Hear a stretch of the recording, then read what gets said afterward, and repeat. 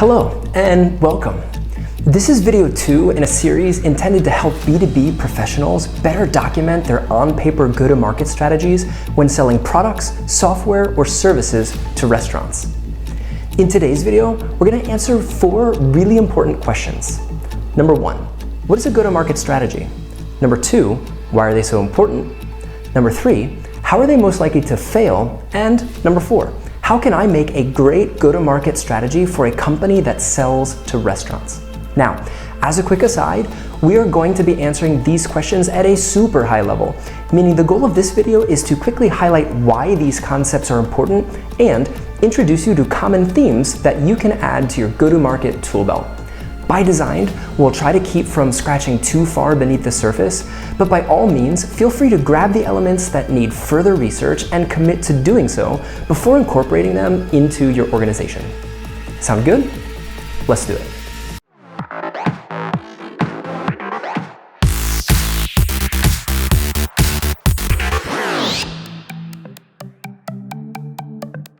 Over the past 6 years, I've spoken with more than 100 companies of all shapes and sizes who specifically target the US restaurant industry.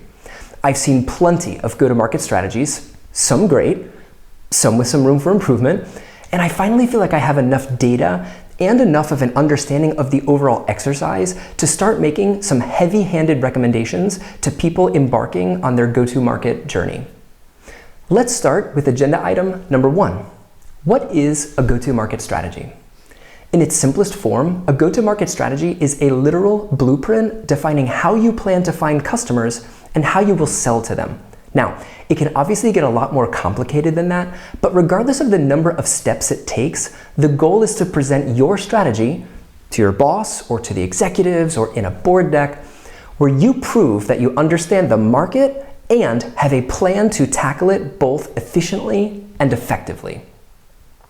That brings us to agenda item number 2. Why is a documented go-to-market strategy so important? As it turns out, having a blueprint has a ton of perks. At a 30,000-foot level, they act as a literal framework intended to drive growth and predictable revenue.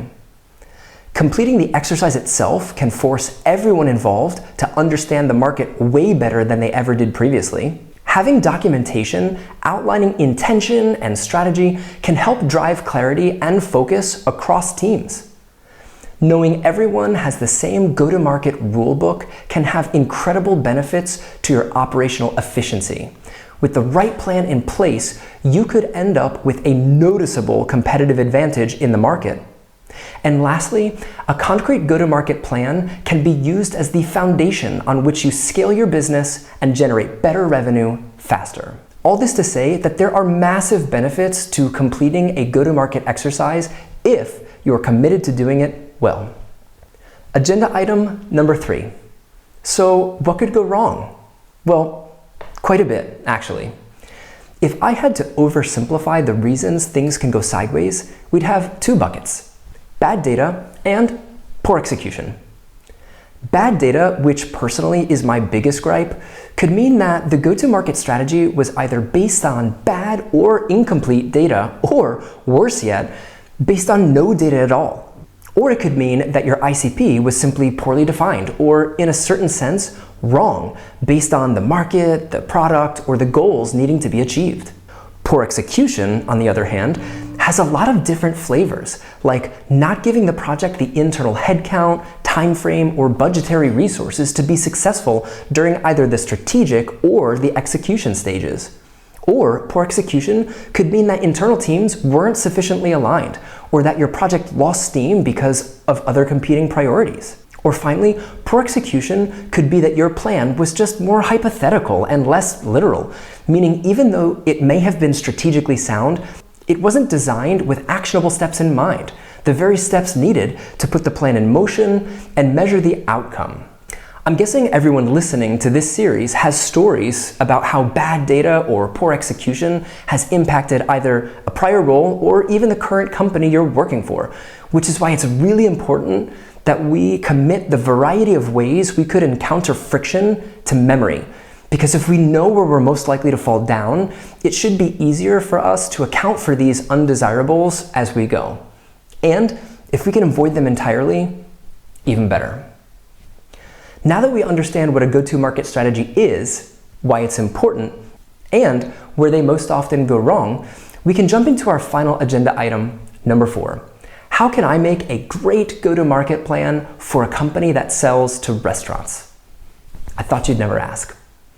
When I think back to those 100 companies and the dozens of go-to-market strategies I mentioned reviewing earlier, the absolute best ones I've seen have 5 very specific things in common.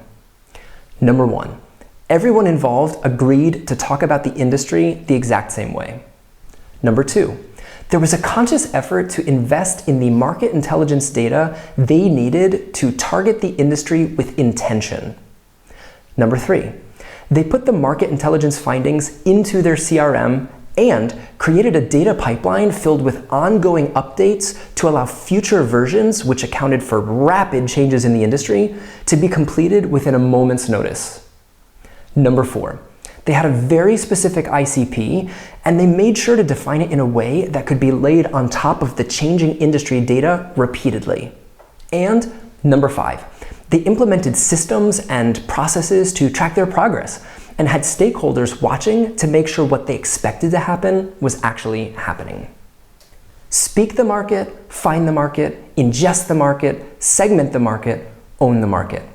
That's how you truly know a market, and that's why we're going to use this framework as a guide for our remaining videos. By following these steps, we're going to create a go-to-market strategy in 5 simple motions. We'll call the first step Speak the Market, where I'll present you with a very specific set of industry vocab, meaning the actual words and definitions that will force us to align the way we talk about the industry. We'll want to agree on this before we go any further, because you're going to hear me use these definitions repeatedly throughout the series. Our second step will be to find the market, where I define total addressable market for restaurants. We'll discuss what market intelligence data we should be looking for, and we'll finish with how to ensure that you have the absolute best market intelligence data available.